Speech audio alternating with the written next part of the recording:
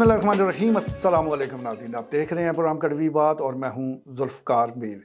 नाज़रीन, law and order की ज़िम्मेदारी बराह रास्त पुलिस पर है। यही वजह है कि जब भी कोई क्राइम हो जाए, कोई चोरी डकैती, कोई इस किस्म का वाक़या हो, तो सबसे पहले उंगलियां पुलिस पर उठती हैं, उठनी भी चाहिए। जबकि उनकी ज़िम्मेदारी है तो इस ज़िम्मेदारी को निभाना बड़ा ज़रूरी है। लेकिन उंगली उठाना, तनकीद करना आसान है, हम भी करते हैं और आगे भी करते रहेंगे। जब भी इस किस्म का कोई खुदा न खास्ता मौका आएगा कि जहां हमें लगेगा कि कुछ ऐसा हो गया है कि किसी पुरअमन शहरी के साथ ज़्यादती हुई है, उसके साथ जुल्म हुआ है, तो उस पर आवाज़ें उठती रहती हैं। लेकिन साथ साथ एक बात का और भी ध्यान रखना चाहिए कि जब कोई अच्छा काम हो तो उसे सराहा जाना चाहिए। हमने इससे पहले प्रोग्राम कड़वी बात में जिक्र किया था मुस्लिम ट्रेडर्स की जो कैश वैन लूटी गई थी और जिसमें तकरीबन 9 मिलियन रुपए वो डाकू लूट कर फरार हो गए थे। तकरीबन 90 लाख की ये डकैती थी और चंद मिनटों में उन्होंने यानी डाकुओं ने 90 लाख रुपए भी लूट लिए, फायरिंग करके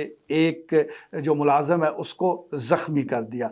अब ये जो वारदात और ख़ास तौर पर जिस जगह ये वारदात हुई, ये डाकुओं की तरफ से खुला चैलेंज था और ये पुलिस के लिए भी बड़ा चैलेंज था, क्योंकि ये 15 से बिल्कुल आप कह लें कि चंद कदम के फासले पर यह वारदात हुई और डाकू 90 लाख रुपए लूट कर फरार हो गए। उस वक्त भी हमने इस डकैती का जिक्र इस तनाज़र में किया कि शहर के बीचों बीच 15 के करीब अगर ये हालात हो चुके हैं तो फिर आम आदमी अपने आप को महफूज किस तरह तसव्वुर कर सकता है, वो कैसे महफूज है। लेकिन ये सिर्फ हमारे लिए चैलेंज नहीं था, पुलिस ने भी इसको चैलेंज समझ कर लिया और मैं समझता हूँ कि डिस्ट्रिक्ट पुलिस ऑफिसर हो, थाना सिटी के SHO हो मलिक ज़मीर या DSP हैं और या उनकी पूरी टीम है, यहाँ उनकी तारीफ़ बनती है कि वो उन्होंने इस चैलेंज को के साथ वो इंसाफ किया है। चंद दिनों की बात है, चंद दिनों में ही वो न सिर्फ ये कि उन डाकुओं तक पहुँचे बल्कि 5 के गैंग में से 3 को गिरफ्तार भी किया और एक खतीर रकम जो है वो भी बरामद कर ली और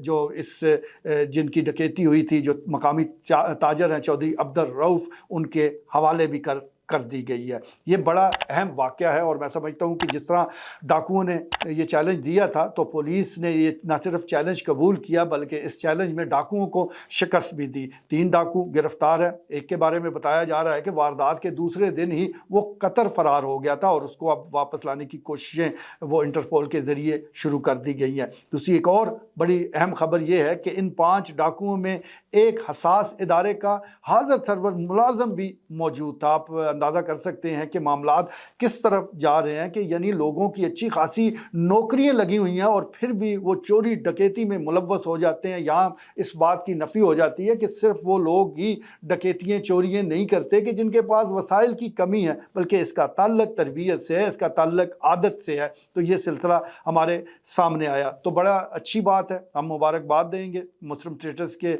जो ऑनर हैं चौधरी अब्दुल रऊफ़ और ख़ास तौर पर डिस्ट्रिक्ट पुलिस ऑफिसर थाना सिटी चकवाल के SHO मलिक ज़मीर और उनकी पूरी टीम को कि जिस तेज़ी के साथ उन्होंने इस पर काम किया। न सिर्फ इस गैंग को पकड़ा बल्कि थाना नीलिया की हदूद में जो एक और गैंग वो विगनार जो गाड़ी है उस पर वारदातें किया करता था, जिसको भी अकेले देखा उसको लूट लिया, उस गैंग को भी पकड़ लिया गया है। 2 गैंग ये गिरफ्तार हो चुके हैं। यकीनी तौर पर लॉ एंड ऑर्डर की सूरत हाल को बेहतर बनाने में इससे मदद मिलेगी। तो बात हो रही थी मुस्लिम ट्रेडर की कैश वैन जो लूटी गई और उसके हवाले से जो बरामदगी हुई और जिस तरह पुलिस ने साइंटिफिक तरीके से उन मुल्ज़मान तक पहुँचे, जिस तरह उन्होंने घेरा तंग किया, जिस तरह की निगरानी की, ये बड़ा प्रोफेशनल अंदाज़ है और अब इसी को अपनाने की ज़रूरत है। क्योंकि हम देख रहे हैं कि जो क्रिमिनल्स हैं वो असला हो, मनसूबा बंदी हो, वो बहुत आगे जा रहे हैं। तो उनका मुकाबला करना है तो फिर पुलिस को भी जदीद न सिर्फ वसाइल इस्तेमाल करने होंगे बल्कि